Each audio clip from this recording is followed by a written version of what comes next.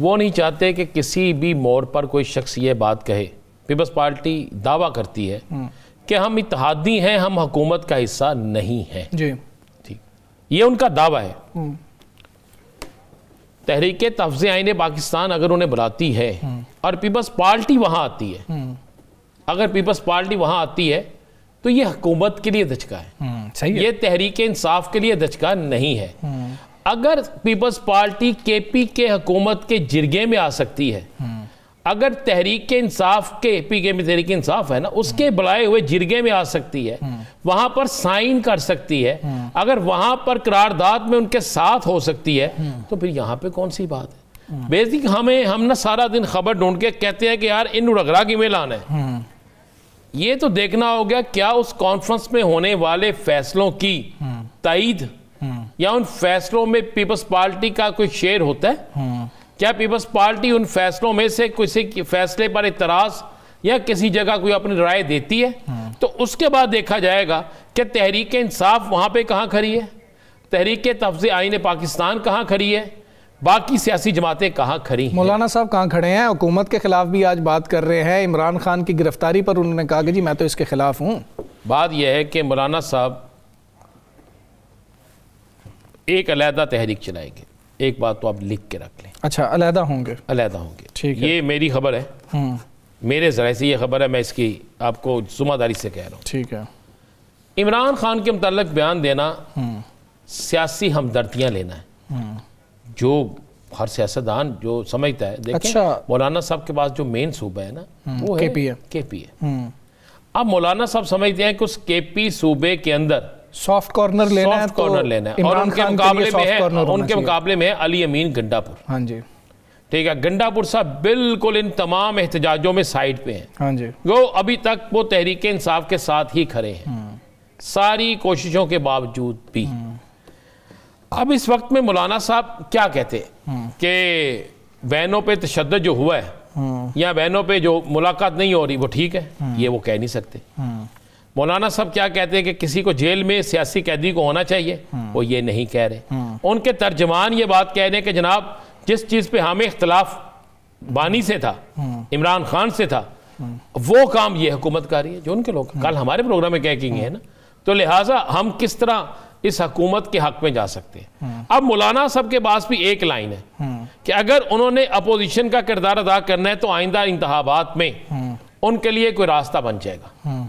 अगर उन्होंने हुकूमत के पास जाना है तो हुकूमत के पास तो सारे वोट भी पूरे हैं। हुकूमत के पास तो जाने के लिए अब आप इसी तरह जा सकते हैं कि जनाब वो जंज में शामिल नहीं होता बंदा कि जनाब बंदे पूरे ने लेकिन आइयो नाल जाना जीते, ठीक है। ये हो सकता है, इसके अलावा कुछ नहीं है। मौलाना साहब तहरीक अलहदा चलाएंगे, मौलाना साहब जलसा अलहदा करेंगे, मौलाना साहब जुलूस अलहदा करेंगे, मौलाना साहब जो अपना एक जलसा कराची में कर रहे हैं उसमें वो पीपल्स पार्टी को भी हरफे तनकीद बनाएंगे, उसमें वो सबको बनाएंगे, ठीक है। और साथ में मौलाना साहब अपनी एक अलहदा शनाख्त बनाना चाहते हैं। ओके, बड़ी सिंपल सी बात है, ठीक है। अच्छा साकिब साहब, आप 2-3 रोज़ का कह रहे थे, जब बात हुई थी कि 2-3 रोज़ में फ़ैसला आ जाएगा जस्टिस जहांगीरी का, और उन्होंने इसको कार्रवाई को चैलेंज भी किया था। एक तो उस दरख्वास्त का स्टेटस अब क्या होगा कि वो अब वैसे ही जो दरख्वास्त है वो ख़त्म हो जाएगी क्योंकि अब तो फ़ैसला आ गया है। दूसरा, ये केस के हवाले से हमें बताएं, इसके असरात होंगे क्या? ये केस शुरू कैसे हुआ था? ये इतना इम्पोर्टेंट क्यों है? एक तो जो दरखास्तों का आपने पूछा, जो कल और परसों हमने डिस्कस किया था, 3 दरखास्तें उनके इस्लामाबाद हाई कोर्ट में थीं जो आज अदालत ने डिसमिस कर दी हैं, मतलब मुस्तरद खारिज कर दी हैं। और जो वफाकी आईनी अदालत में इन्होंने ऑर्डर चैलेंज किया था वो गैर मुअस्सर हो चुका है। अब इस आज वाले ऑर्डर को जस्टिस जहांगीरी जो है वो वफाकी आईनी अदालत में चैलेंज करेंगे तो फ्रेश वो जो है वो सुना जाएगा। ये केस अपनी नोयत का एक मुनफरिद केस इसलिए है क्योंकि अगर जो हाई कोर्ट्स लेवल पर जो जुडिशल हिस्ट्री है, जो निज़ाम इंसाफ है हमारा, उसको देखा जाए तो डिग्री का मामला बहुत कम जब वो हम देखा गया है, ख़ास तौर पर जुडिशरी में। तो इस लिहाज से अहमियत का हामिल ये मई 2024 में केस शुरू हुआ था, अब दिसंबर 2025 में ख़त्म हुआ है। लेकिन इसमें दिलचस्प पहलू ये है कि मई 2024 से लेकर दिसंबर 9 तक ये केस तकरीबन 0 पे ही खड़ा था। 9 दिसंबर को इसमें नोटिस हुआ था, तो 9 दिसंबर को एक्चुअली ये केस चला और 9 दिनों में इसका फैसला हो गया। अब इसमें जो लूप होल्स हैं वो बड़े अहमियत के हामिल हैं, जिसकी बुनियाद पर ये वफाकी आईनी अदालत में केस चैलेंज होगा। तो मेरा ख्याल में जो सुकम है, जो इसमें कमजोरियां हैं इस फैसले में, उसका फायदा आगे चलकर जस्टिस जहांगीरी को भी हो सकता है। 3-4 चीजें इसमें इंपॉर्टेंट, एक जो कराची यूनिवर्सिटी है, एक तो बहुत बड़ा, जब वो तवील अरसे से ये बात होती रही मीडिया पर भी और बहुत ज्यादा कि डिग्री जाली है या जाली थी। कल भी हमने नाजरीन को बताया था कि ये एक इर्रेगुलरिटीज थी या इनवैलिड डिग्री थी। इन्होंने एडमिशन भी लिया था और डिग्री भी इनको कराची यूनिवर्सिटी ने दी थी और उसी को कैंसिल किया।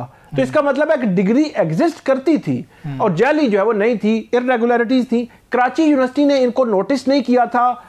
जो मेरे ख्याल में जो आर्टिकल 10A है, वो फेयर ट्रायल के वो तकाजे पूरे नहीं हुए कि 40 साल के बाद एक जज की डिग्री को खोला जा रहा है, तो उसको नोटिस ही नहीं किया, नंबर 1।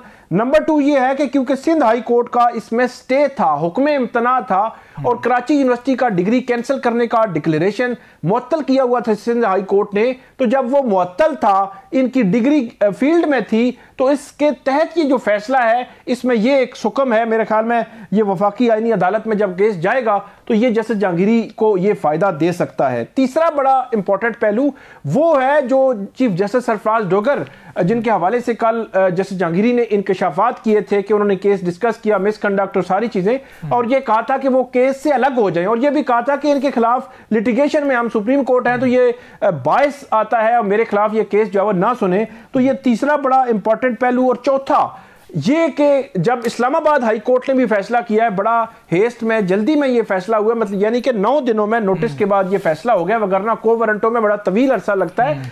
तो इसमें जस्टिस जहांगीरी, जिन्होंने जवाब जमा कराने के लिए आज भी वक्त मांगा था उनके वकला ने, और ये कहा था कि केस अडजर्न कर दें, हमें वक्त दे दें, हम तफसीली जवाब देंगे, उनको जवाब देने के लिए वक्त नहीं दिया गया। यानी कि इस पूरे केस में ना कराची यूनिवर्सिटी ने और ना ही इस्लामाबाद हाई कोर्ट में जस्टिस जहांगीरी का जो दिफा था, जो जवाब था, वो सामने आया है। तो ये 4 बड़े लूप होल्स हैं मेरी नजर में जो नहीं। साकिब साहब, आसान अल्फाज में हमें जरा एक चीज बताएं, जब आप अदालत में मौजूद थे, जब ये सारे हकाइक बताए जा रहे थे और वहां पर कराची यूनिवर्सिटी के जो इंतजामिया के लोग थे वो वहां पर मौजूद थे, 3 साल की पाबंदी लगाई गई रजिस्ट्रार, हाँ जी, 3 साल की ये जो पाबंदी थी, इसके बाद उन्होंने डिग्री हासिल की, उससे पहले एनरोलमेंट फॉर्म था, ये क्या मामला था? इसको थोड़ा सा क्लियर करें कि ये क्या उन्होंने वहां पर स्टैब्लिश करने की कोशिश की। आसान अल्फाज में आपको बता देते हैं, कराची यूनिवर्सिटी में एग्जाम में अपीयर हुए जस्टिस तारिक महमूद जहांगीरी, पार्ट 1 के एग्जाम उन्होंने दिए और उसमें यह हुआ कि जो कराची यूनिवर्सिटी के रजिस्ट्रार के बकौल के नकल करते हुए वो पकड़े गए और जो अनफेयर मींस कमेटी थी उसमें उनके लिए 3 साल की पाबंदी लग गई। अब वो 3 साल अपीयर नहीं हो सकते थे। तो कराची यूनिवर्सिटी कहती है कि वो पार्ट 1 में तो आए तारिक महमूद के नाम से, लेकिन पार्ट 2 में तारिक जहांगीरी के नाम से आ गए और पार्ट 3 में भी इसी तरह आ गए, और वो जो इस्लामिया कॉलेज का को रिकॉर्ड और डिफरेंट बता रहा था, इनका नाम मुख्तलिफ था, तो ये चीजें आ गई और उसके बाद कराची यूनिवर्सिटी ने इनको डिग्री भी जारी कर दी। तो ये जो दरमियान में वो कहते हैं कि जब इन पर पाबंदी थी तो ये नाम तब्दील करके या किसी और को नंबर जो अलॉट हुआ था उसकी जगह एग्जाम में नहीं बैठ सकते थे। तो ये इनकी बेजाब्तगी है, इर्रेगुलरिटी है, इसकी बुनियाद पर इनको डिग्री जारी नहीं हो सकती थी। तो उन्होंने कहा है कि डिग्री जो है वो इसलिए हमने कैंसिल की है। कराची यूनिवर्सिटी के जो रजिस्ट्रार हैं उन्होंने ये कहा।